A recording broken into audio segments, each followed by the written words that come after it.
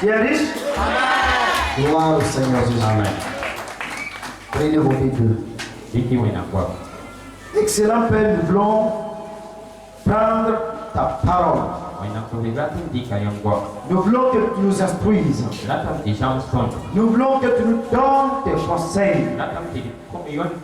Nous voulons, Père de gloire, que tu nous aides. Père, c'est le dernier jour. Tu as dit lorsque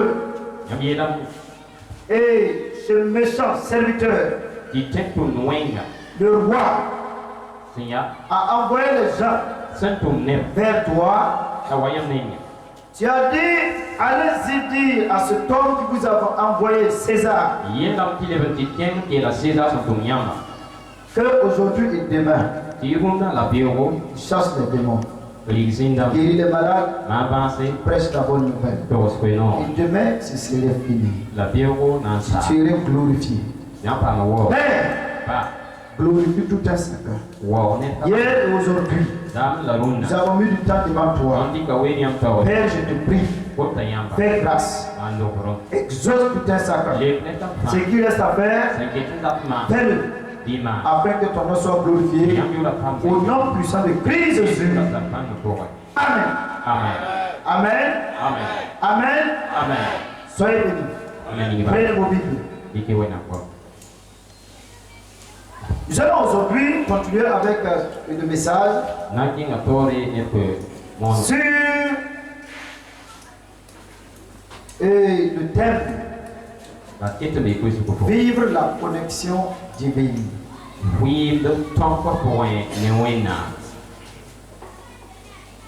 J'ai dit, tu dois connaître que quand tu es sauvé, c'est quelqu'un d'autre qui s'occupe de ta vie. Amen. En tant qu'enfant de Dieu, nous devons savoir que nos yeux ne restent pas braqués sur nous-mêmes, ni la chair, ni les choses éphémères, mais plutôt sur la personne de Dieu lui-même. Amen. Amen. Et nous allons prendre au texte de base pour continuer dans les psaumes. Psaume 121. J'ai vu Jacob. Et comment cet homme qui ne connaissait pas Dieu parfaitement, il le connaissait comme le Dieu de ses pères. Quand vous lisez, fouillez pour continuer. Depuis qu'il a vu Dieu face à face, sa vie a changé. Il était le diplomate de la fraude. Mais lorsqu'il a rencontré Dieu face à face, il va commencer maintenant à compter sur Dieu. Et sa vie va changer. Et la Bible nous dit que cet homme, au soir de sa vie,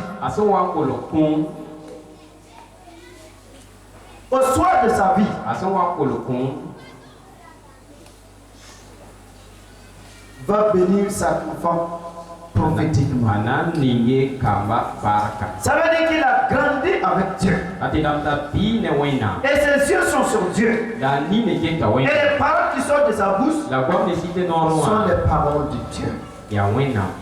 Nous devons aussi arriver jusqu'à ce point. Le psaume numéro 121, il dit, cantique des degrés, je lève mes yeux vers les montagnes. D'où me viendra le secours? Le secours me vient de l'Éternel,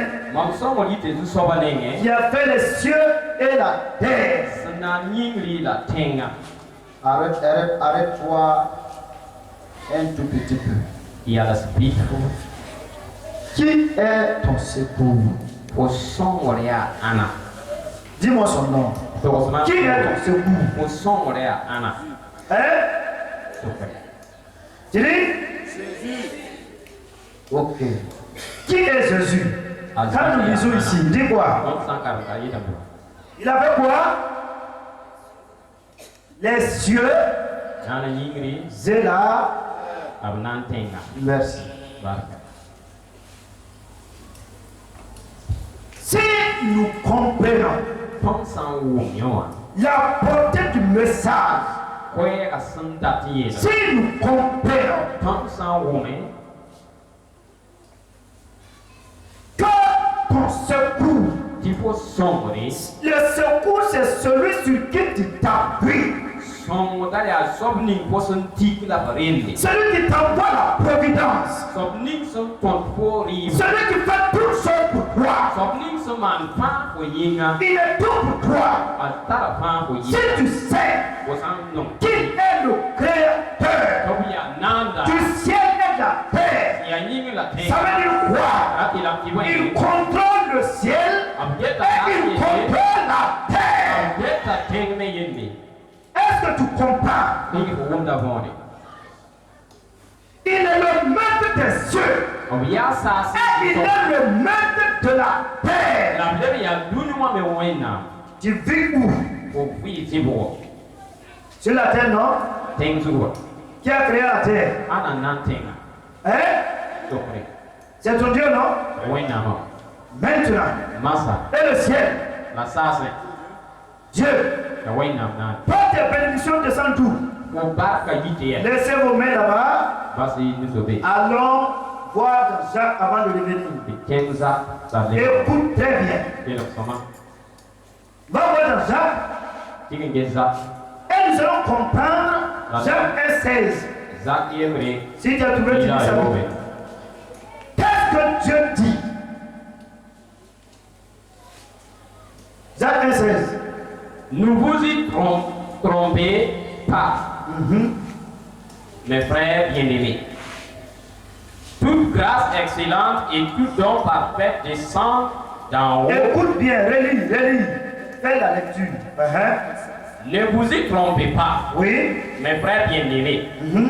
Toute grâce excellente et tout don parfait descend d'en haut du Père des Lumières, sur lesquels il n'y a ni changement, ni ombre de variation. Reste ici d'abord. Écoute bien. Réfléchis. Ton secours est le créateur du ciel. Il est le créateur de la terre. Toi, tu vis sur la terre. Mais toutes tes providences là, Dieu du ciel. Et la Bible dit, tout don parfait. Tout don parfait. Tout don sans pollution. Tout don sans difficulté. Tout don sans problème. Tout don sans souci. Dieu tout. Le ciel. Donc ta vie là, elle est à qui? Le ciel. Est-ce que si tu es branché au ciel là, quelque chose va te manquer sur la terre? Écoute bien, comprends bien. Tout don parfait descend d'en haut du ciel. C'est qui? Le bon papa. Pour qui? Pour ses fils et filles.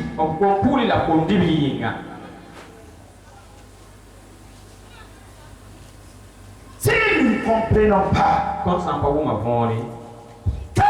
ta vie doit pas liée à ce que tu vois, ta vie doit pas liée à toi-même. Tu dois dire, je lève les yeux vers qui? Quand Jésus a pris la nourriture, le pain et les poissons, pour multiplier, il a regardé où? Le ciel. Ça veut dire quoi? Ce que Jacques a dit là, c'est une vérité. Tous tes trésors là, c'est tout au ciel. Et il n'y a pas un ennemi, écoute bien, qui peut l'arrêter. Toi comprendre comment tu vas te connecter à Dieu, comment tu vas lier tes pensées à Dieu, comment tu vas lier ta vie à Dieu, comment tu vas consacrer ta maintenant, tu dépends du ciel.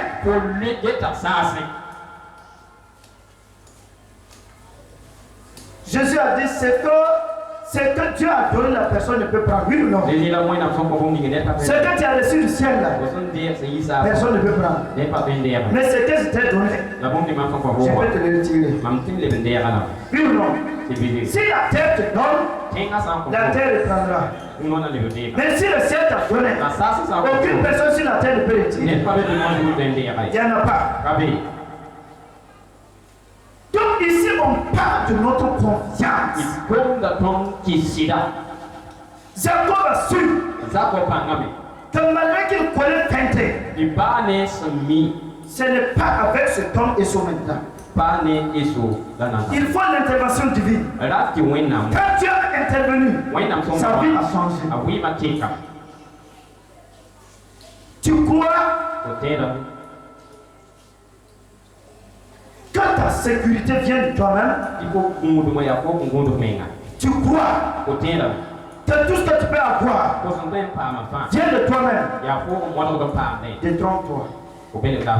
J'avais écouté le témoignage de la sœur. Elle a le niveau.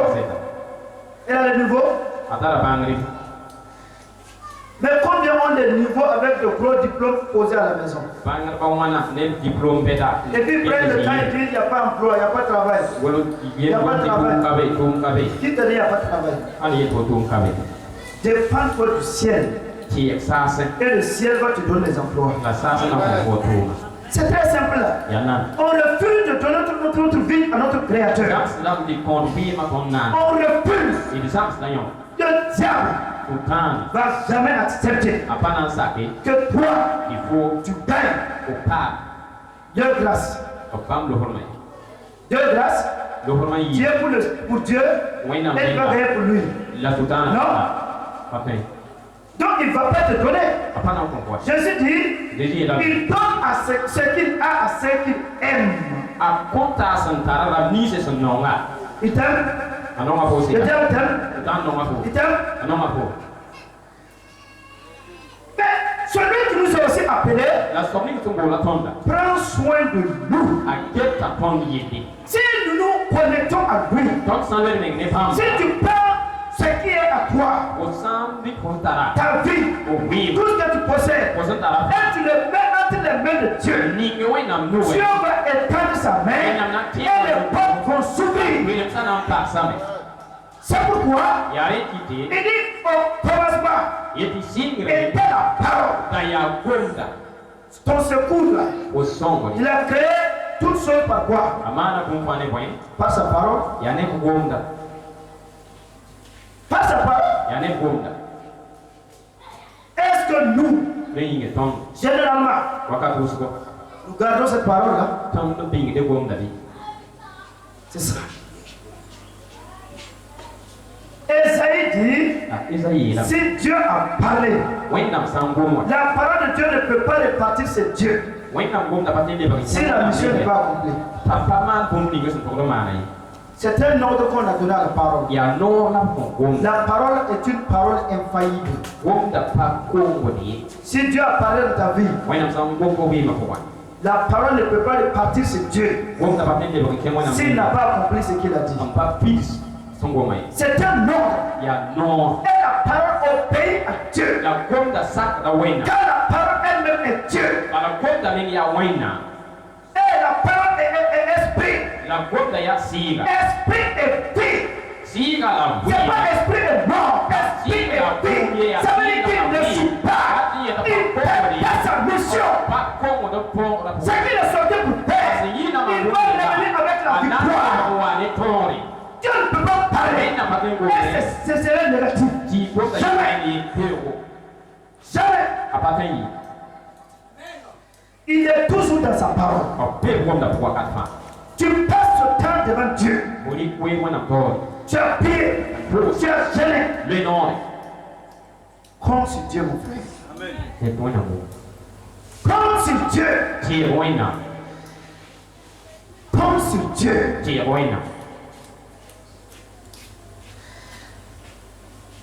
Quand le peuple d'Israël sortait d'Égypte, Qui les a fait sortir? C'est pas Dieu. Il les a laissés? Non. Quand ils sont arrivés au bord de la mer, qu'est-ce qui s'est-il passé? Voici l'eau. Et l'ennemi aussi est tout près. Les gens ont dit, ouais, ah, c'est fini. Quand ils ont commencé à pleurer, Dieu a dit à Moïse, dis au peuple là, ne pleurez pas. Ceux qui veulent lire, vous pouvez prendre Exode 14. Quand Dieu a parlé, il est le créateur du ciel. Il est le créateur de la terre. Il commence sa créature. Dans ce coup-là, c'est celui qui commande. C'est celui qui a l'autorité. C'est celui à qui toute sa créature se soumet. Il se soumet à Dieu.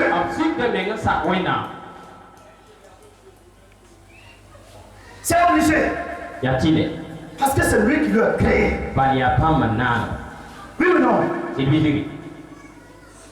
L'homme a accepté la parole que Dieu a donnée à Moïse et il s'est fendu. Parce qu'ils ont porté ce qui? Dieu est l'auteur de leur sortie. Écoute bien. Dieu est l'auteur de ton salut. Tu es sur le chemin. Dieu ne t'abandonnera pas en route. Jamais. Il n'est pas un Dieu fidèle. Jamais, jamais. C'est pourquoi vous devrez savoir que votre vie doit être attachée à Dieu par son esprit, par votre foi. Mettez votre confiance en lui, en tout temps et en tout lieu. Il dit la grâce là, en Dieu il n'y a pas d'ombre de variation. C'est ça.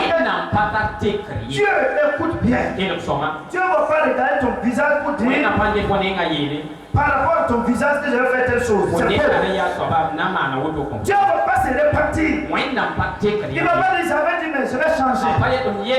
Non. Il est fidèle à sa parole.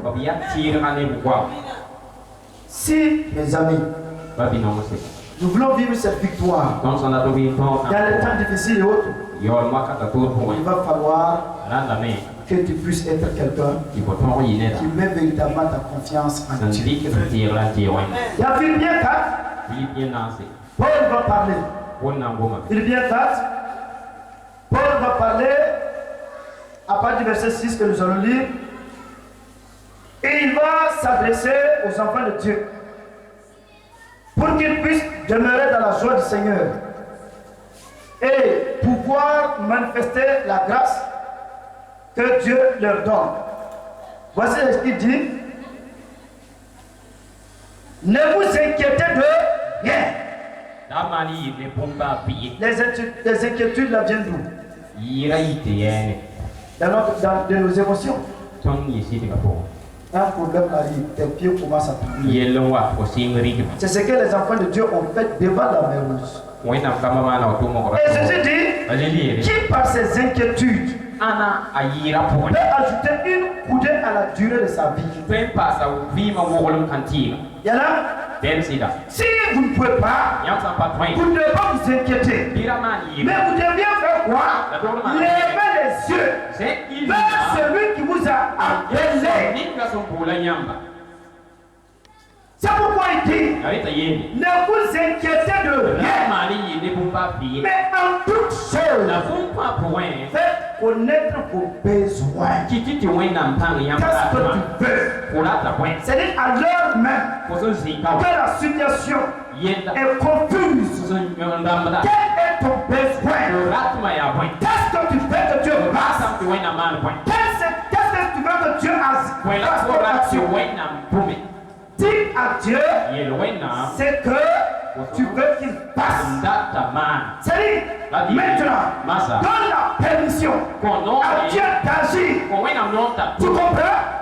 Donne-moi la permission et je vais agir. En ce moment, Dieu est là à répondre. Et la situation est là. Il te dit maintenant, fais connaître ton besoin. C'est là, au lieu de compter sur le ciel, automatiquement on compte ailleurs. Oui ou non? Et quand on compte ailleurs,